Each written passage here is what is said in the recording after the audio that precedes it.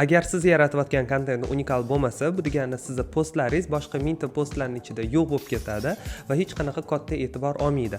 Hozir marketingdagi eng qimmat valyutadan bittasi bu unikallik va kreativ. Ko'pincha mendan so'rashadi, nima uchun unikallik shunchalik muhim deb. Meni javobim oddiy, chunki odamlar bir xil reklamadan, bir xil postlardan, bir xil videolardan charchagan. Hozir auditoriyada reklamni slipata degan narsa bor. Standart kontent odamlarning esidan tez chiqib ketadi va ularni esida hech qanaqa iz qoldirmaydi. Men o'ylaymanki, odamlar blogiga yoki kompaniya sahifasiga post qo'yishidan oldin o'ziga savol berish kerak. Bu kontent meni yoki meni kompaniyamni boshqalardan qanday ajratib turadi? Agar bu savolga javob bera olsa, o'shandagina bu post balandroq natija ko'rsatadi.